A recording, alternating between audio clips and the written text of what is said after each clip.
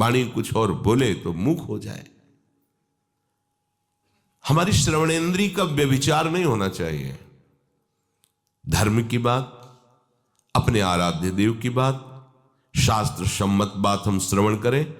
अन्यथा अगर कोई ऐसा मित्र है या हमारा साथ में रहने वाला है, कोई किसी भी साधक की को लेकर बात कर रहा है, तो भी हमें कान में उंगली डाले नहीं।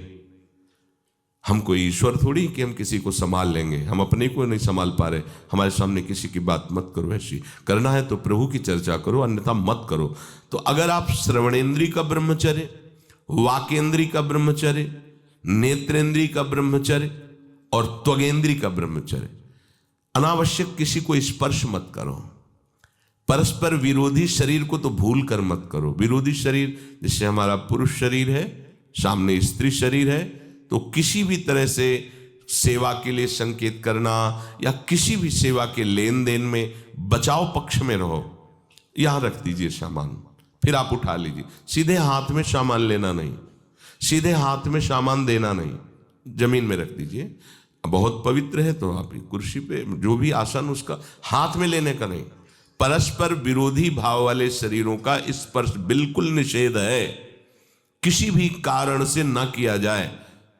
मान लीजिएगा ये बहुत मतलब आवश्यक है, यदि आप इसमें चूक कर गए तो धीरे धीरे आप फिसल के वहीं खड़े हो जाएंगे जहां से चढ़ना मुश्किल है।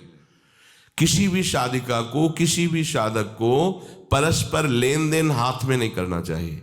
मानो हमारी बात, आपको माला देनी, चौकी पे विराजमान करो, हम उठा लेंगे।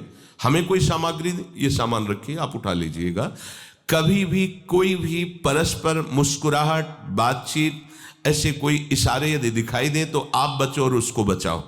साधक है, साधिका है, उससे गलती हो सकती है, आपसे भी गलती हो सकती है। आप सत्संग सुनते हैं, आपको लगा कि इसकी मुस्कुराहट, इसकी कुछ चेष्टा ऐसी दिखाई दे रही है जो हमारे अंदर कामुकता पैदा कर सकती है, उसको भी बचाओ और स्वयं बचो, तो भगवान आप पर प्रसन्न हो जाएंगे। वो देख रहे हैं अंदर की बात। साधक को बहुत सावधान रहने की आवश्यकता। ये इसको खिलवाड़ मत समझो, इसीलिए कह रहे हैं ये अध्यात्म है, ये परमार्थ है।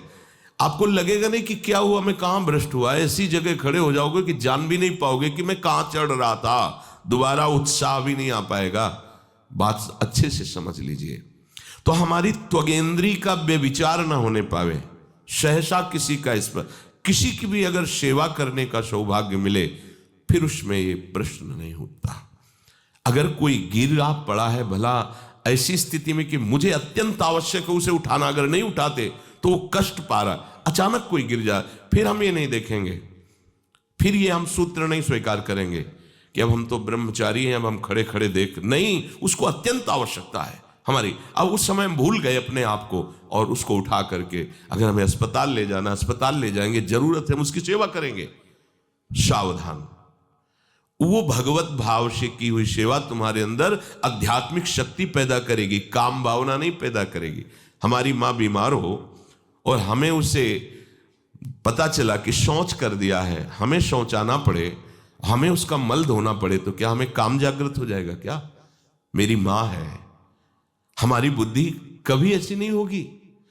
आपका पिता है, आप लड़की हो, कोई दूसरा रह नहीं गया और वो बीमार है, आपको ऐसी क्या काम जागृत हो जाएगा? क्या अगर ऐसी सेवा में काम जागृत होता तो कोई नर्स ही अस्पताल में नहीं होती। हर सेवा उसको करनी होती है, नर्स को, चाहे वो स्त्री शरीर हो चाहे पुरुष शरीर हो। परस्पर विरोधी शरीरों की सेवा पर कहीं काम थोड़ी जागृत होता, क्योंकि उसको अपने सेवा धर्म से मतलब है। तो ये सेवा के समय इस सूत्र को न देखा जाए, पर ध्यान रखें, अत्यंत आवश्यक जहां आपके सिवा नहीं हो सकता, वहां अगर हमें ऐसा अवसर मिलता है कि सेवा उसे हो सकती है तो हम पहले उसे प्रेरित करेंगे। और अगर ऐसा है कि अब कोई नहीं है, फिर हमारा परम धर्म जागृत हो जाता है परहित का। अगर हमारा कोई निंदा भी करे, कोई शरीर की भी हानि हो जाए, अब हम परवाह नहीं करते। परहित सरिस धर्म नहीं भाई, इससे बड़ा कोई धर्म नहीं है। पर ध्यान रखें, भगवान को साक्षी करके ये उस समय की बात है जहां बिल्कुल कोई अब गुंजाइश नहीं रह गई है।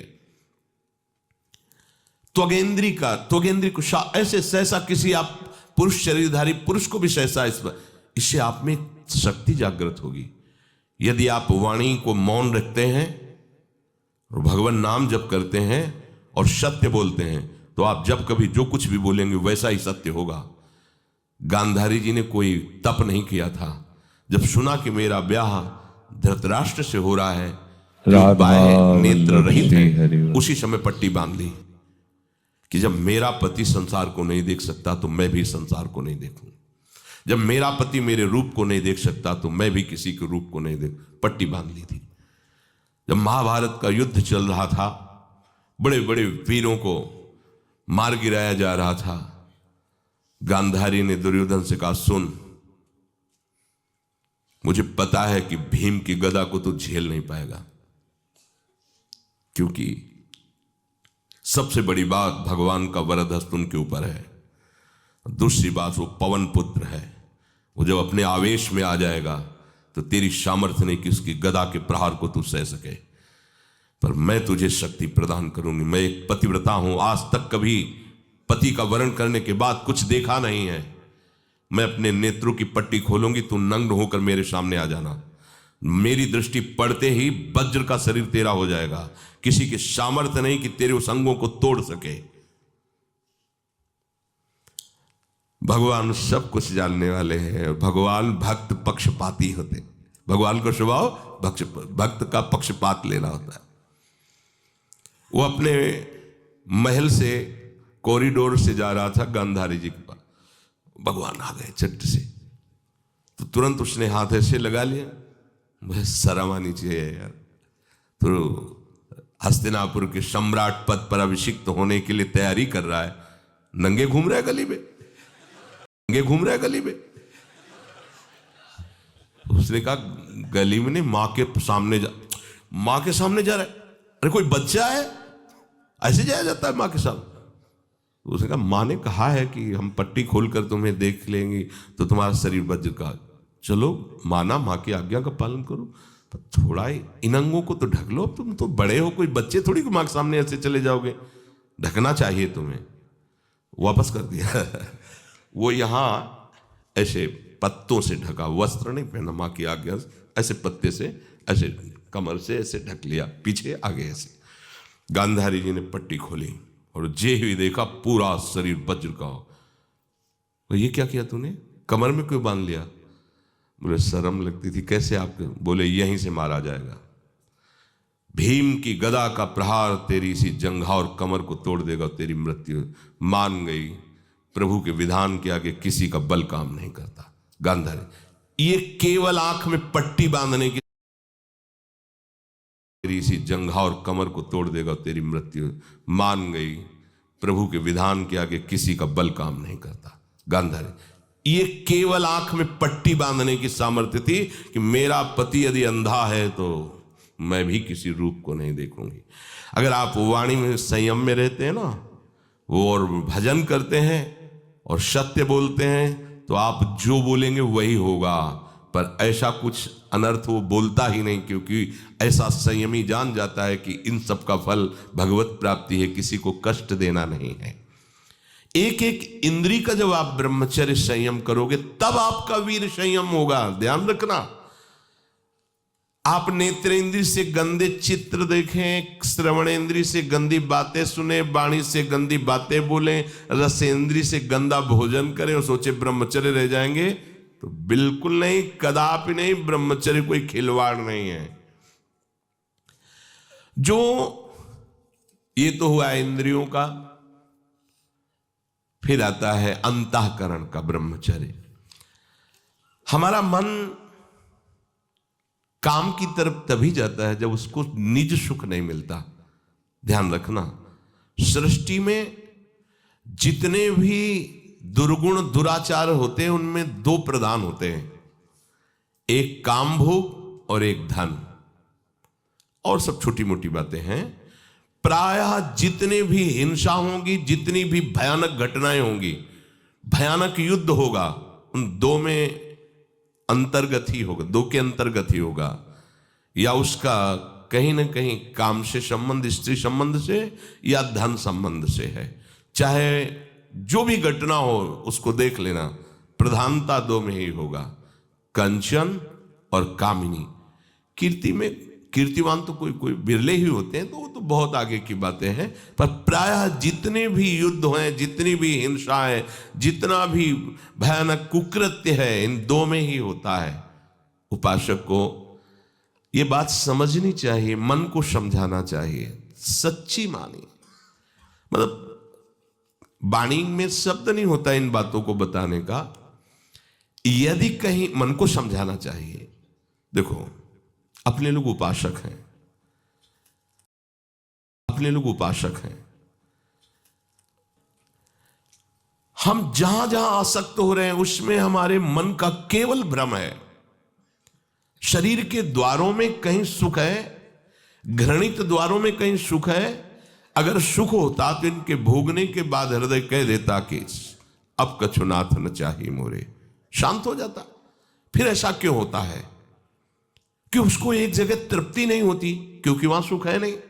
फिर सोचता है शायद उसमें हो, उसमें हो, उसमें हो। पूरे के पूरे युग के युग व्यतीत हो गए, कल्प के कल्प व्यतीत हो गए भोगते हुए, क्या सुख मिला? क्या स्त्री शरीर सोचता है पुरुष शरीर में सुख है, पुरुष शरीर सोचता है स्त्री शरीर में सुख है, या आदि आदि। अगर सुख होता तो पूरे ब्रह्मांड में पशु पक्षी कीड़ा मकोड़ा सब मैथुन धर्म से युक्त हैं, ये सब सुखी हो जाते हैं ना। जो जितना भोगा सकते उतना ही दुखी। देख लो, अशांत, क्लिष्ट, परेशान और पापाचरण युक्त। ये क्या है? मन को समझाइए। वैरागी भगवत मार्ग का पथिक मन के द्वारा ऑपरेशन करता है हर वस्तु का। ये सब इसको ऐसा ना समझे कि बड़ी गुप्त बातें हैं। गुप्त बातें हैं प्रिया प्रीतम के दिव्य चिदानंद में रहस्य की। ये गुप्त बातें नहीं, इनको समझो खोल करके। यदि आप किसी भी तरह से हस्तमैथुन आदि के द्वारा, गंदे दृश्य देख करके, गंदी क्रियाओं के द्वारा आप अपना नाश करते रहेंगे तो ना आप इस लोक में सुखी रहेंगे ना परलोक में। मान लीजिएगा, ये बातें ना तो कही जाती हैं और ना सुनी जाती हैं और ना समझी जाती हैं।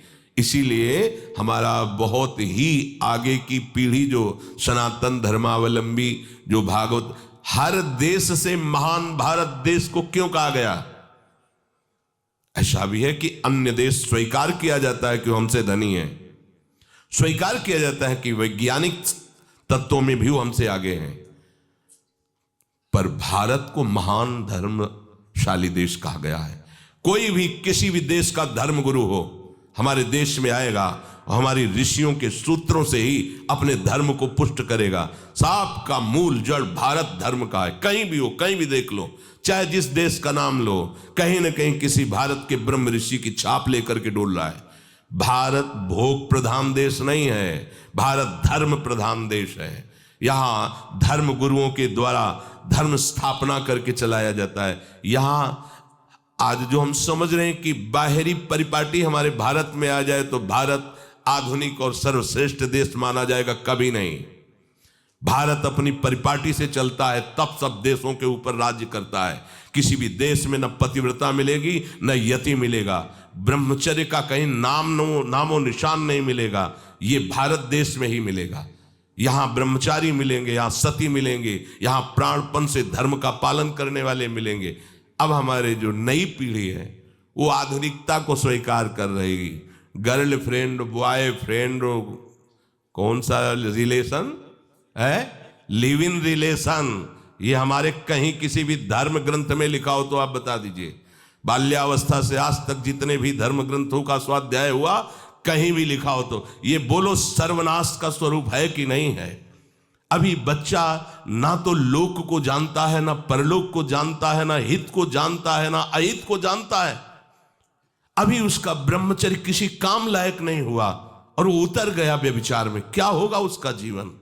क्या होगा जीवन? चाहे वो स्त्री स्वरूप में चाहे पुरुष स्वरूप में हो, क्या बिना संयम के ये पशुता के व्यवहार से किसी की ना लौकिक उन्नति होती है ना परमार्थिक उन्नति होती है। पर कौन सुनेगा? यही कहा जाएगा पुराने जमाने के शास्त्रों को केवल वर्णन कर रहे हैं, ये क्या जाने आधुनिक जमाने को। तो आधुनिक जमाने की दशा क्या हो रही है, आंख खोल करके देखो। कोई बात नहीं, दोस्त बनाना कोई बुरी बात नहीं, इस बात को हम मानते हैं।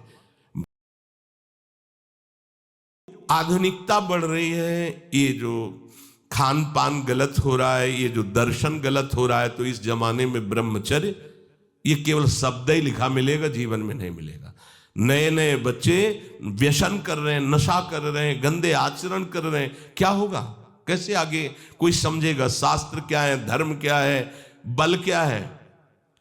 आज नवयुवक 16 से 28 के बीच में कोई ऐसा नहीं दिखाई देता है जिसमें आध्यात्मिक थोड़ा भी बल हो, काम क्रोध आदि सहने की सामर्थ्य हो। अपने बूढ़े माता पिता को थप्पड़ मार रहे हैं, बूढ़े माता पिता को गाली दे रहे हैं, बूढ़े माता पिता जिन्होंने खवा पिला के इतना बड़ा, उन्हें अनाथालय भिजवाया जा रहा है, उनको छोड़ दिया जा रहा है। आप विदेश घूम रहे हैं, उनके खाने की व्यवस्था घर में नहीं।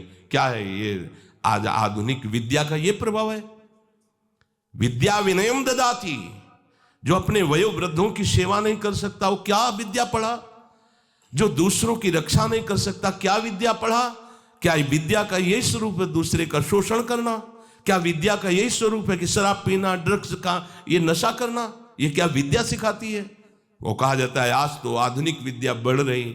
मुझे लगता है संयम में रहना ही विद्या का वास्तविक स्वरूप है। अपने इंद्रियों को संयम में रखना, अपने को संयम में रखना, बुजुर्गों का, गुरुजनों का, शास्त्र का, भगवान का भय रखना हृदय में। ऐसा नहीं, आप तभी निर्भय हो पाओगे यदि शास्त्र का भय नहीं, भगवान का भय नहीं, धर्म का भय नहीं, तो फिर आप वहां पहुंच जाओगे जहां भय ही भय।